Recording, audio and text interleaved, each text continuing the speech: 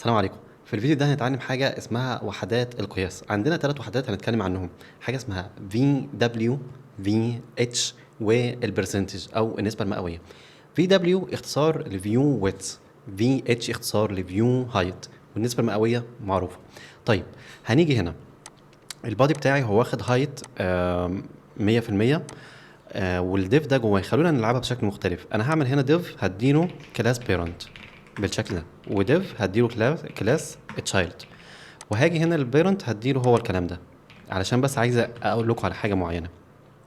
البيرنت بالشكل ده، التشايلد هنيجي نديله ويدث 10 بكسل، هايت 10 بكسل، باك جراوند جرين، علشان بس الفكره تبان بالشكل اللي انت شايفه. يعني هو ولا اكنه موجود.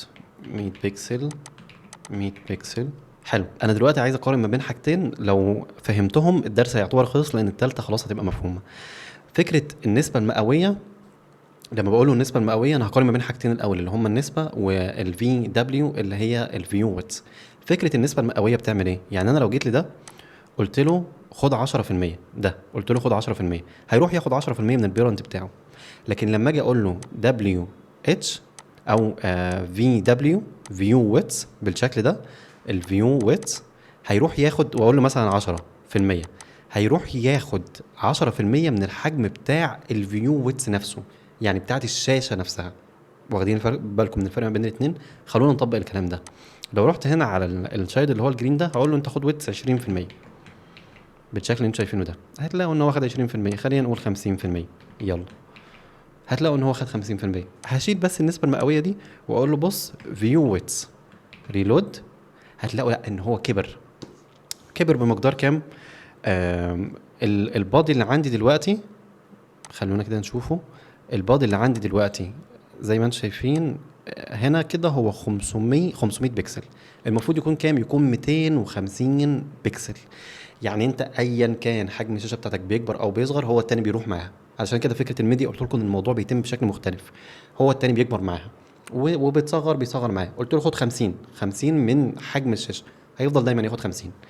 طيب دي فكره النسبه المئويه ببساطه. بتطبق على حاجه تاني، بتطبق على الهايت زي الفيو الفي دبليو اللي هي الفيو ويدث، في عندي في اتش فيو هايت.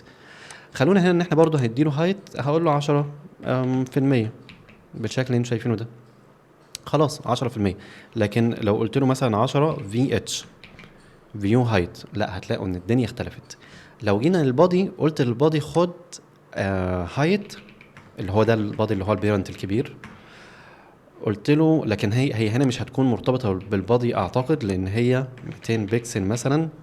مش هتكون مرتبطه بالبادي لان البادي في الاخر بيرنت هو كمان، لكن هي مرتبطه بارتفاع الشاشه نفسها. فلو صغرنا هنا، شايفين لما بنصغر هنا مرتبطه بالشاشه نفسها، حتى مش مرتبطه بالبادي، لان البادي في الاخر هو اليمنت، هو بيرنت. يا رب الفكره تكون واضحه، والفرق ما بين البرسنتج الفي دبليو فيو ويدث والفي اتش فيو هايت، ويكون الفرق ما بينهم واضح ان شاء الله، سواء في الهايت او في الويدث. يا رب الفيديو يكون واضح، واشوفكم في الدرس الجاي ان شاء الله.